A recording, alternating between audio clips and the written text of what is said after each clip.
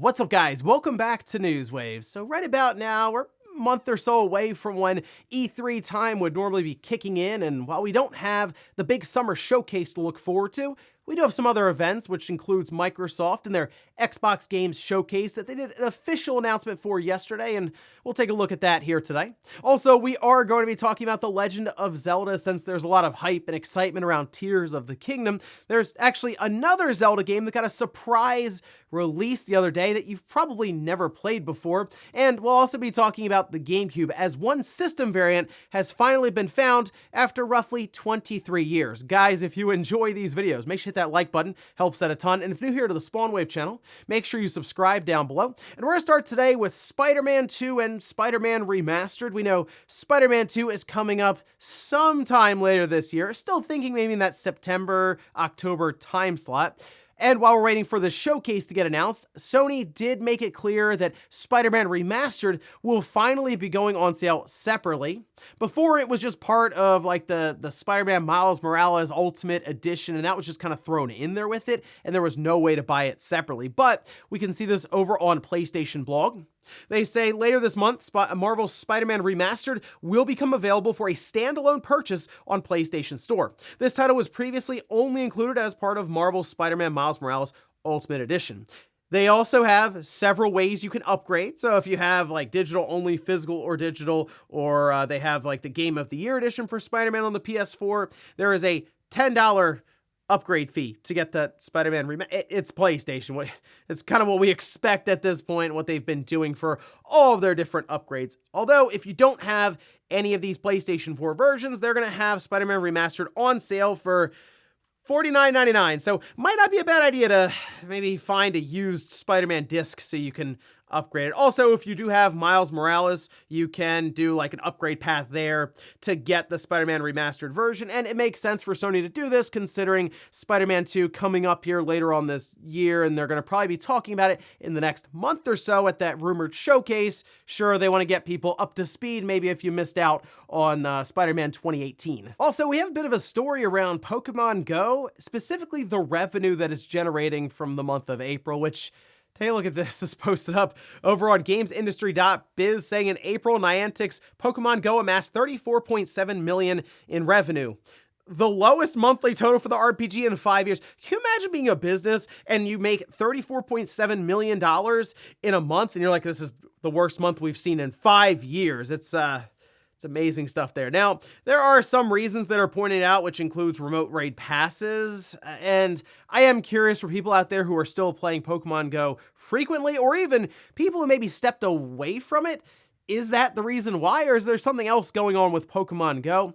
I know these live service gacha games and stuff that, on phones eventually see like the end of life time period where people just move away from it, but it's Pokemon, and there's consistent stuff happening within the franchise for Pokemon, so I feel like Pokemon Go could just legitimately go on forever, but $34.7 million in a month sounds like they gotta get those numbers up. Oh, and next month we do have Street Fighter 6 releasing, and I'm not really into fighting games like that, but I gotta admit, it's actually pretty interesting, and I think I'm gonna be picking this one up when it releases, and it appears the president of Capcom believes that a lot of people will be picking this one up. We can see this posted. This is over on Game Developer with the translation from Famitsu. The president says, if we can make use of our digital sales experience, we should be able to aim for 10 million copies with the next game.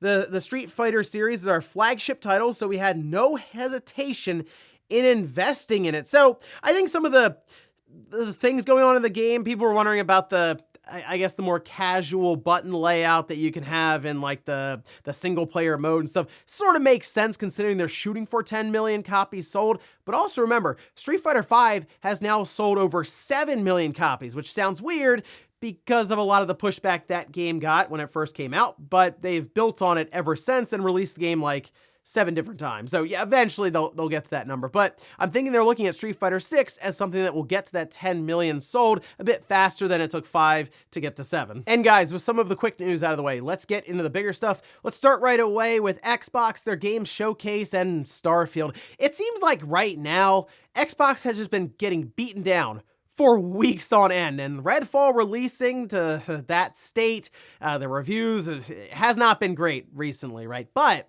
next month, they got a chance to maybe turn things around a bit, at least with, I would say, a strong showing, and they definitely wanted to come out and at least get the ball rolling towards that June showcase, as we have this posted up over on their news.xbox.com site, where they say, "We're delighted to announce that the Xbox Game Showcase will be live streamed on June 11th at 10 a.m. Pacific.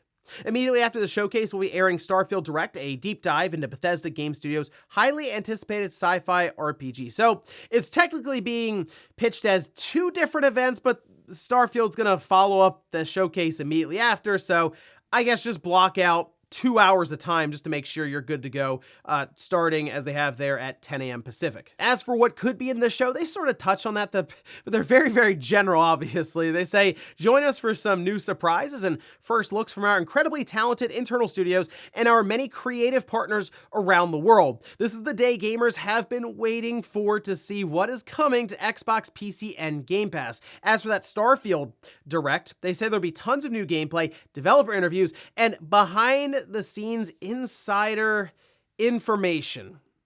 All right, so again, Xbox getting kind of beaten down recently. A lot of the news and PR leading up to Redfall, and then Redfall coming out, and then the CMA blocking the Activision deal. It's hasn't really gone their way recently, but again, the showcase could at least work to reignite excitement behind the Xbox brand. Starfield, I still think, is going to be a good release for Bethesda and Xbox, although even that relationship seems kind of strange because Xbox Microsoft bought ZeniMax, they bought Bethesda, so whenever a Bethesda game comes out, you immediately think, okay, that's Microsoft's title, right? Well, there's a really good piece that was published by Jez Corden, kind of giving some insight into this with some of his own sources. And the article, which you can see here, is titled, "Xbox wasn't involved with Redfall, but it's still blamed for its quality."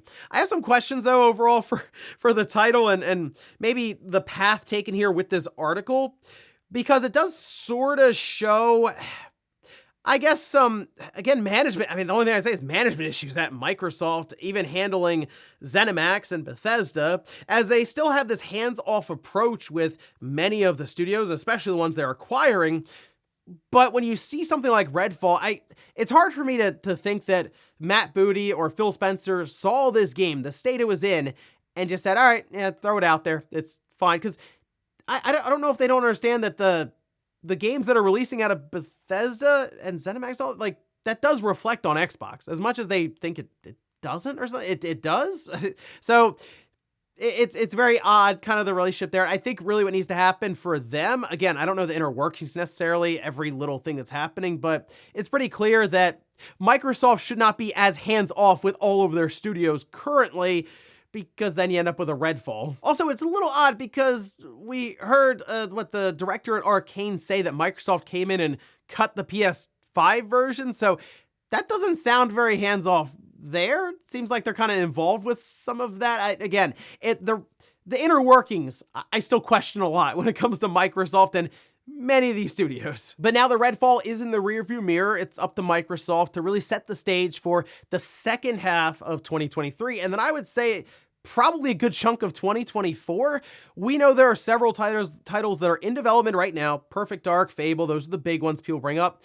I don't think we're really going to see them because they probably won't be ready until late 2024, maybe 2025 for either one, really. You could look towards Avowed. I think that's a good one to showcase here. Forza, obviously, you need the release date for it. And maybe even we find out about something like Indiana Jones, The Coalition. They've been quiet for a while. Is it time for them to show off what they've been able to achieve with Unreal Engine, as they're certainly a studio that knows what they're doing with it? I also wouldn't mind seeing Certain Affinity, and apparently this project that's attached to Halo Infinite that they've been working on for a good part of 2.5 to 3 years. And why not throw a Shadow Drop in there and maybe some third-party deals for Game Pass?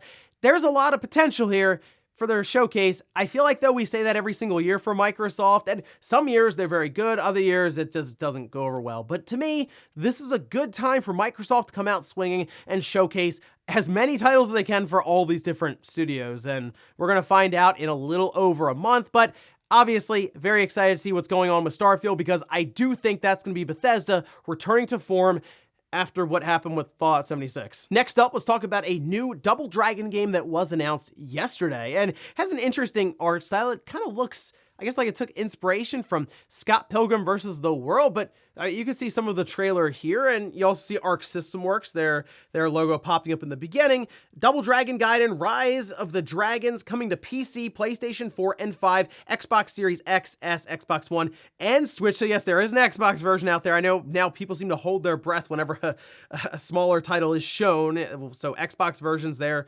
We got that. We're good. It's coming this summer from Modus Games. They do say that Billy and Jimmy Lee are joined by Marion, returning as a fully realized firearm-wielding ranged fighter, and newcomer Uncle Matin, a riot shield-wielding powerhouse. So they do have local co-op, which is great. Makes sense for Double Dragon. Would actually be weird if it didn't have that. And I mean, it looks like a really cool beat-em-up style game, and I do like how we're seeing a bit of a resurgence for that genre with these more retro-inspired games. The art style looks a little odd, though, for Double Dragon. I mean, maybe it'll work well throughout the entirety of the game, and you kind of get used to it, but when I initially saw that trailer, I was like, that doesn't quite look like it fits Double Dragon, but again, I can't really complain about a high-quality Double Dragon game that does lean into the old days of like the arcades or even the 16-bit era, so I'm looking forward to this one. Again, it is coming sometime this summer. I'll let you know when that release date gets revealed. Next up, let's talk about a Zelda game that you've probably never played before, and I can't blame you because it's one of the Zelda games that was released on the CDI, and well, those are some interesting releases, weren't they? It's gotten to the point where Nintendo does their best to just not even acknowledge them. Like, they don't want anything to do with it. I can't really blame them for the quality of those titles, but there is one game that, you know, I've kind of been interested in here and there, but the art style of it, the visuals, the fact that you would get a CDI or even have to emulate a CDI just wasn't really clicking with me. However, now there's a Game Boy Demake of this title. Take a look. This posted up over on Twitter from John Leo. Says, proud to release a complete port of Zelda's Adventure for the Game Boy. Zelda's Forgotten CDI game is now available to download. In fact, if you go to the website for it, you can even play it just in browser. So you don't have to download it. If you just want to go check it out really quickly, you can. And this is really cool. I love the style of it where it looks like it's pulled from something like Link's Awakening.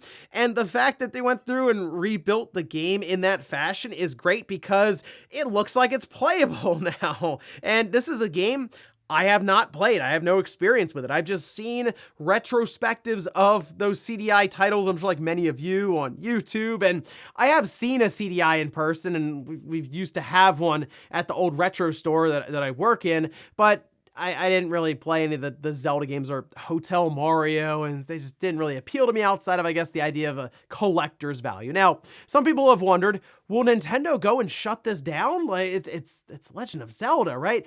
The funny thing about that, I considered it, but I thought, you know, if Nintendo does that and really goes after the web, like, we gotta shut this down, technically they'd be acknowledging a series of games that they are trying so hard to distance themselves from. So this might be safe. But either way, I mean, you might as well go check it out now in the browser, download it, and what a cool idea there to remake that game using Game Boy aesthetics from something like Link's Awakening. Cool stuff. And in our last bit of news, let's talk about a GameCube system that has pretty much been lost to time for the last 23 years, and finally, one has emerged, and there's probably only like 3 or 4 of these things, and it's from Spaceworld 2000. And it is similar to the retail GameCube that we have now, but there are some interesting differences here, which you can see this posted up over on consolevariations.com. They say after days, months, years of searching, someone in Discord posted the link to a certain prototype GameCube that was for sale. Quickly, we found out that it was the Spaceworld console that was shown in Spaceworld 2000 Expo. Now, I will leave a link to this down below in the sources because there are a lot of images to look through here, even comparisons to the current retail one. But I think some of the biggest changes or differences, it would have to be at the top. There's a window to look inside of like the lid, and you can see the disc where it would spin. I don't know if that was just done for marketing reasons for this, or if they legitimately thought, hey, let's have a window for the GameCube so you can see the disc that's in there.